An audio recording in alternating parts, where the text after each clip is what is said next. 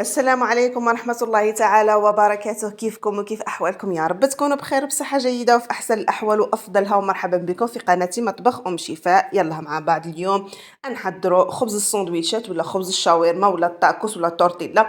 يعني يصلح لجميع أنواع السندويشات ويجي يعني رائع خفيف ما يبسش ويجينا يعني في اللف، ولا لما تلفي السندويشات يساعدنا بزاف بزاف. ومقاديرها بسيطة وطريقة التحضير تاعه ولا أسهل ولا أبسط. يلا مع بعض شوفوا المقادير وطريقة التحضير. في ان ريسيبي ولا بسينه نحطو كاس كبير حليب دافي مايل للسخونيه.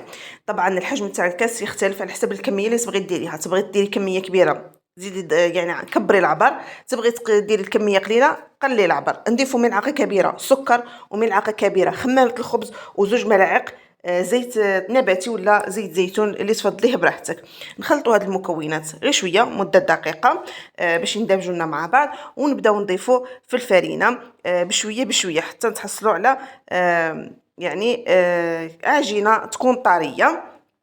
في الضربه الاولى يعني خلطت غير بالمعلقه تاع الحطب، ومن بعديها نبقاو نزيدو في الفرينه حتى نتحصلوا على عجينه تكون طريه وما تلصقش.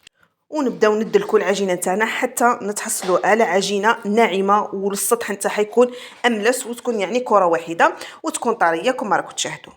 ونرجعوها للبسينه ونخليوها حتى تخمر. بالنسبه للحشو عندي كميه من صدر الدند، كنت قطعته قطع صغيره ولا مكعبات صغيره ونتبله. هذه التتبيله لازم تحتفظوا بها لانها تعطيكم مذاق وطراوه ولا اروع ولا اروع. عندي هنايا بصله مرحيه ريحتها مليح مليح في الروبو، وراني ما رايحه نعصرها يعني نرفد منها حوالي ربع كاس ماء بصل كما راكم تشاهدوا. مباشره نحطوه على هذاك الديك الرومي ولا هذاك الصدر تاع الدند، ونحتفظوا بهذاك الباقي تاع البصل لانه رايحين عاود نستعملوه في الحشو ويعطينا مذاق ايضا رائع. كميه من الزيت، كميه من الملح، شويه فلفل احمر، طبعا شويه زنجبيل، شويه فلفل اسود. اللي يحب الحار يعني يدير شويه حار. وايضا نضيفوا اهم مكون في هذا التتبيله ولا اهم عنصر اللي هو نصف كاس البن. اللي ما عندهش البن ولا ما حبش يستعمله يستعمل علبه زبادي طبيعي ولا ياغورت ناتورال. ونضيفوا ايضا شويه ثوم بودره، بصل بودره، وايضا توابل تاع الشاورما ولا توابل تاع الدجاج ولا اي توابل تفضلوها تكون في الدجاج ولا في الساندويتش. نغلقوا عليه ونحتفظوا به في الثلاجة. بالنسبة للعجين بعد ما خمرنا بهذه الطريقة نديكازيوه ونشكلوه على شكل حربوش ونقطعوه قطع صغيرة ونشكلوهم كرات. في هذا الأثناء نكونوا درنا الطاجين ولا المقلة اللي راح نديروا فيها الخبز يسخن على نار متوسطة، ونغطيوهم ونبداو نجبدوا بالحبة ونحلو فيها.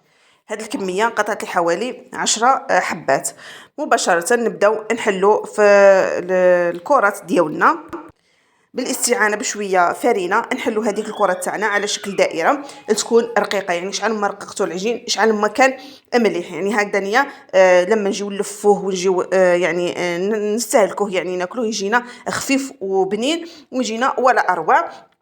بالنسبه للطهي يعني ما لازمش نحمروهم ولا نحمروها بزاف، فقط كي تبدا ديرنا شويه بوق هكانيه نقلبوها على الجهه الثانيه ومن بعدها عاود نحيوها مباشره نحطوها في كيس يكون فيه سربيته باش يعني يبقاو لنا طريين. ولحد هذا الخبز يعني حتى ولو ما نديروش في الكيس البلاستيكي يبقى لنا طري. طريقه الطهي نتاعه هي يعني اول خطوه اننا يعني نرقوا العجينه. ثاني خطوه اننا ما نطيبوش ما نحمروش يعني بزاف زياده عن اللزوم. هذا هو الطيابه، لان مازال بعد ما نديروا الحشو ونلفوه رايحين نزيدوا نحمروه سواء في البانينوز ولا في الطاجين. وهذا هو الخبز تاعنا بعد ما طيبناه. شوفوا يعني حتى ولو تحتفظي فيه في المجمد يبقى كما هو. بعد ما كملت كامل الخبز تاعنا شوفوا يعني يجي طري ولا اروع. اما بالنسبه لصدر الدند اللي كنا تبلناه وخليناه يريح ساعه ولا ساعتين عيش على ما خليتيه في التتبيله تاعه مليح في مقلاة فيها زيت ساخن نقليوه رايح يعطينا نتيجه ولا اروع. من الفوق يجينا يعني مقرمش ومن الداخل يبقى لنا طري، يعني يبدا يطلق شويه ما ولكن بعدها يعاود ينشف ويعطينا نتيجه ولا اروع. ونستمروا في التقليب حتى يوجد. وهذا هو شكله بعد ما يوجد ويطيب لنا بهذه الطريقه كما راكم تشاهدوا، يعني يجينا ولا اروع في البنه. نجيبوا الخبز تاعنا ونبداو نشكلوا في الساندويتش ولا في التاكوس ولا في الشاورما ولا يعني اللي حبيتو. هذاك البصل اللي خليناه في الاول ايضا قليته كما راكم تشاهدوا، اللي عصرنا منه الماء قليته وريحه نديرها مع الحشو وعطاني واحد المذاق ولا اروع. وزاد لهاد الساندويتش بنه على بنه. رفدت الخبز يعني دهنتها بشويه فرomاج كما راكم تشاهدوا. يعني بالنسبه للحشو يبقى اختياري، تبغي ديري فرomاج، تبغي ديري لي صوص، تبغي ديري براحتك. انا درت شويه فرماج، شويه صلصه تاع الشواء، يعني عطاتني بنه ولا اروع. تقدري ديري صوص الجانيان، تقدري ديري كيتشاب اللي بغيتي، تقدري تستغني ايضا على لي صوص وتخليها فقط هكاك. نديرو شويه من هذاك صدر الدند اللي كنا حمرناه، شويه لي فخيت لا بطاطا مقليه، ولا ما بغيتيش ديريها يعني استغني عليهم من الافضل. نديرو ايضا شويه هذاك البصل اللي قليناه وحمرناه، يعني جا بنه ولا اروع. ونضيفو ايضا شويه نتاع الفخوماج رابي اللي راح يعطينا يعني بنه ايضا رائعه، تقدروا تستغناو عليه. وشوفوا يعني كيفاش اللفه نتاع الساندويتش يعني تلف لنا بسهوله كما راكم تشاهدوا. ما يتقطع لنا وحنا نلفوا فيه، ما يشرب لنا يعني صوص ولا زيت ولا ويطرى، ما يعني يخرج منه حشو. لما تحمر يتحمر لك ولا اروع، ما يخرج منه حشو، يجيك من الفوق مقرمش محمر. يعني ولا اروع. هاد الخبز لازم تحتفظوا به، يعني مره على مره ديروا هاد لي ساندويتش يجيو ولا اروع كما راكم تشاهدوا. بعد ما كملت كامل الكميه نمشي نحمر هذاك التاكوس في الطاجين فقط على كامل الجوانب.